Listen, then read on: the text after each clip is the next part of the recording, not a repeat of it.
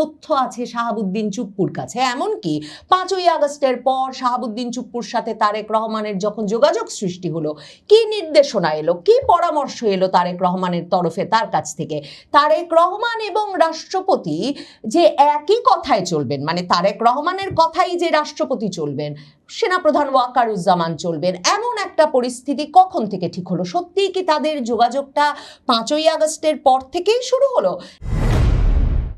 বাংলাদেশের সদ্য পদত্যাগী রাষ্ট্রপতি শাহাবুদ্দিন চুপ্পু এমন এক ব্যক্তি যাকে চুপ করিয়ে রাখা 2024-এর 5ই আগস্টের পর থেকে মোটামুটি অসম্ভব ছিল।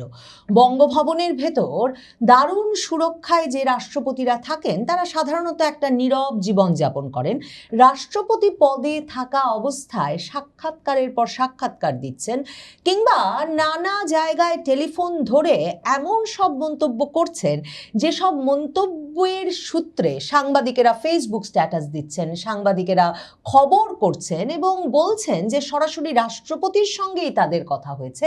এগুলো মানে একেবারেই আনপ্রেসিডেন্টেড বা অভূতপূর্ব ঘটনা হিসেবে অভিহিত করা যায়। বিএনপি সরকার, তারেক রহমান সরকার জানেন এই শাহাবুদ্দিন চুপ্পু হচ্ছেন সেই ব্যক্তি যিনি 5ই আগস্ট 2024-এর পর থেকে নিজেকে একটা ভিকটিম বা একটা চাপে আছেন, নানা রকম ঝামেলায় আছেন, বিপর্যস্ত অবস্থায় আছেন বলে বর্ণনা করেছেন বটে, কিন্তু সেটা নিজ মুখে দেশি বিদেশি সংবাদ মাধ্যমকে জানান দিয়েছেন এবং নিয়মিতভাবে একেবারে তারকা খ্যাতি সম্পন্ন সম্পাদকদের থেকে শুরু করে বাংলাদেশের বহু সাংবাদিকের সঙ্গে তিনি নিয়মিতভাবে যোগাযোগ রেখেছেন। শাহাবুদ্দিন চুপ্পু নিজেই সেই ব্যক্তি যে ব্যক্তি ডিসেম্বর মাসে রয়টার্সকে এমন একটা অবস্থায় একটা বিস্তারিত সাক্ষাৎকার দিয়ে তিনি যে নির্বাচিত সরকার এলে পদত্যাগে প্রস্তুত এটা জানিয়ে দিলেন, তিনি ভালো নাই বলে দিলেন এবং সেনাপ্রধান ওয়াকারুজ্জামানই তাকে দেখে রেখেছেন, তাকে সাহস দিচ্ছেন, তাকে সবসময় সমর্থন যোগাচ্ছেন এটা জানালেন। এবং এটাও জানালেন যে সেনাপ্রধান ওয়াকারুজ্জামান এমন এক ব্যক্তি যিনি আসলে নিজে ক্ষমতায় চলে যেতে চান না, তিনি নির্বাচনের মাধ্যমে একটা সরকারের কাছে ক্ষমতা হস্তান্তর করতে চায়। যিনি নিজেই ওই রয়টার্সের সঙ্গে সাক্ষাৎকারে জানালেন, তাকে যখন জিজ্ঞেস করা হলো শেখ হাসিনার সঙ্গে যোগাযোগ হয়, তিনি তার কোনো সরাসরি উত্তর দিলেন না। তিনি বললেন যে তিনি রাষ্ট্রপতি হিসেবে দায়িত্ব নেওয়ার পর থেকে সব সময় নিরপেক্ষভাবে দায়িত্ব পালন করেছেন। কিন্তু সত্যিই কি তিনি নিরপেক্ষভাবে দায়িত্ব পালন করেছেন? আবার দেখেন, তারেক রহমান সরকার গঠিত হলো তার পরপরই তিনি কালের কণ্ঠ পত্রিকা, বাংলাদেশের একটি শীর্ষস্থানীয় পত্রিকার সাংবাদিককে ডেকে এনে একেবারে ধারাবাহিক সাক্ষাৎকার দিলেন, বিস্তারিত বললেন। একদিকে রয়টার্সকে বলে দিয়েছিলেন অন্তর্বর্তীকালীন সরকার কি কি অপমান করছে তাকে, আবারও কালের কণ্ঠকে ডেকে এনে বললেন শুধু সেনা প্রধান নয়, বিএনপি প্রধান তারেক রহমানও 5ই আগস্টের পর থেকে তার সঙ্গে যোগাযোগ রক্ষা করেছেন, তাকে সাহস দিয়েছেন, সমর্থন দিয়েছেন এবং সে কারণেই তিনি সংবিধান রক্ষা করে বঙ্গভবনে টিকে থাকতে পেরেছেন।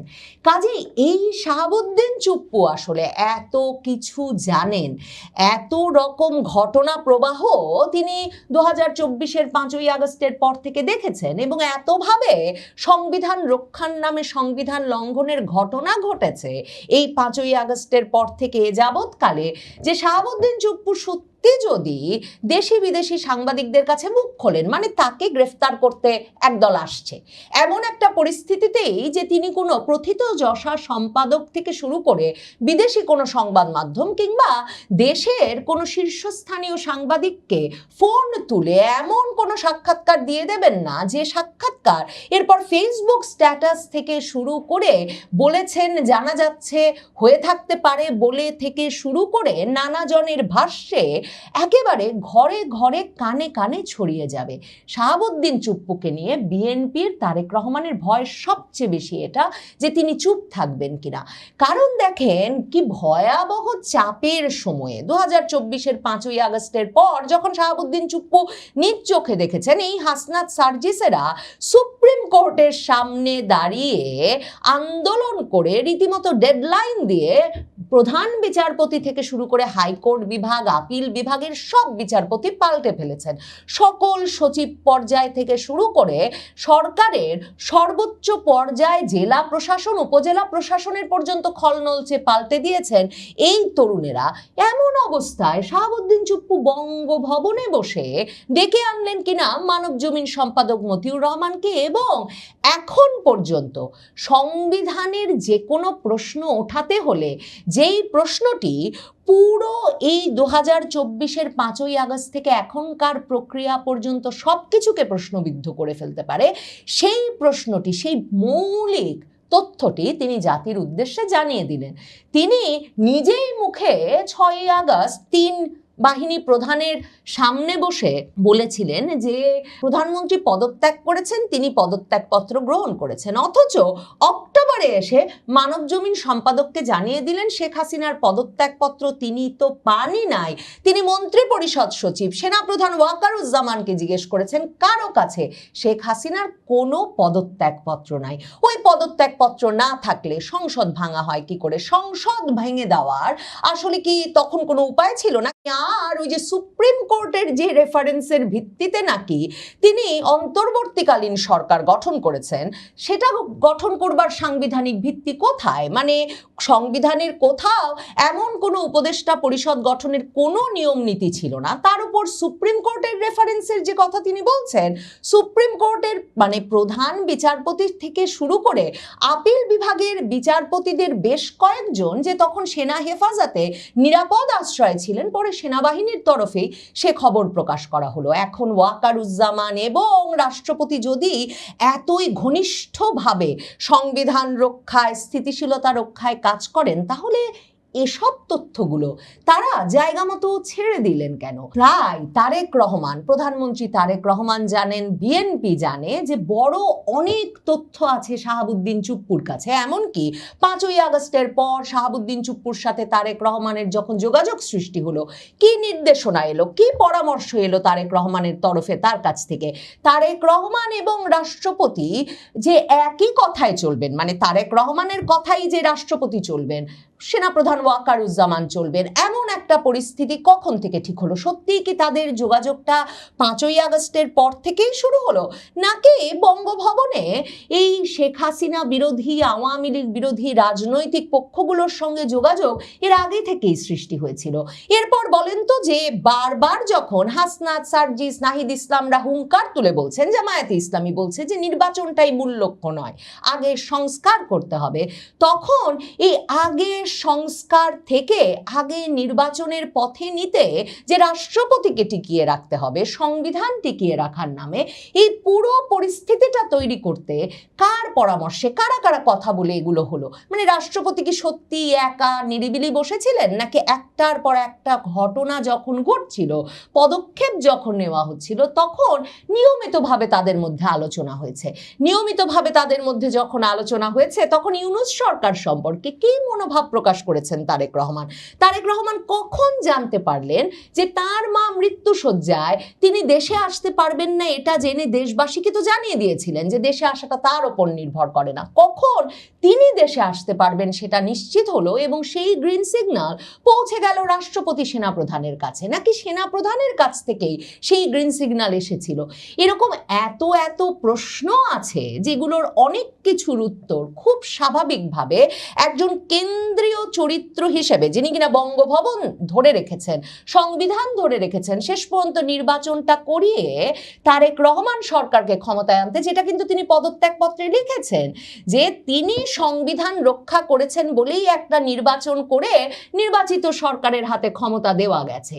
কি কি না করলে, তিনি যা যা না করলে সংসদটা আর গঠিত হতে পারত না, সেটা শাহাবুদ্দিন চুপ্পু যদি সত্যি ফাঁস করে দেন দেশি বিদেশি মিডিয়ার সামনে, কিংবা তারেক রহমানের সঙ্গে তার কি কি শর্তে আলাপ হয়েছিল, নিশ্চয়ই শাহাবুদ্দিন চুপ্পু নির্বাচনের আগেও বলেছেন যে আপনার সমর্থনেই আমরা কাজ করছি, এ কারণে যে আমাদের একটা সেফ এক্সিট লাগবে।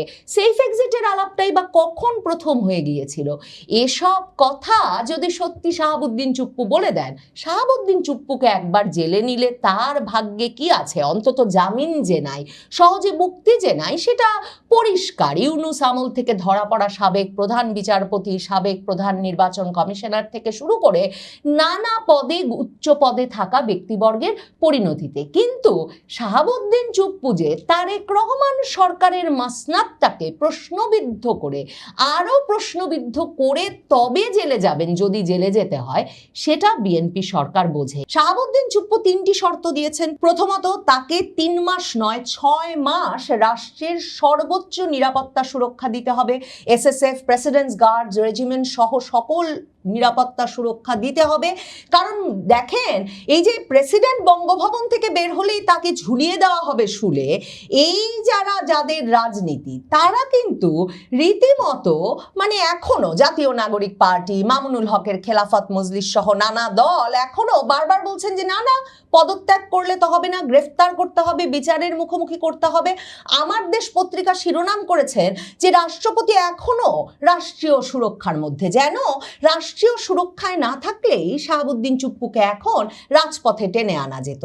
দ্বিতীয় শর্ত যেটা শাহাবুদ্দিন চুপ্পু দিয়েছেন তারেক রহমানকে স্পষ্টভাবে, এবং যেটার একটা পটভূমি তিনি তার পদত্যাগ পত্রে প্রস্তুত করেছেন কঠিন কঠিন রোগের নাম বলে, সেটা হচ্ছে তাকে একেবারে অবারিতভাবে বিদেশ যাত্রার সুযোগ দিতে হবে। তিনি চিকিৎসার জন্য এখনই বিদেশ যেতে চান, প্রথমে সিঙ্গাপুর যেতে চান, পরে লন্ডন বা যে কোনো জায়গায় তিনি যেতে পারেন।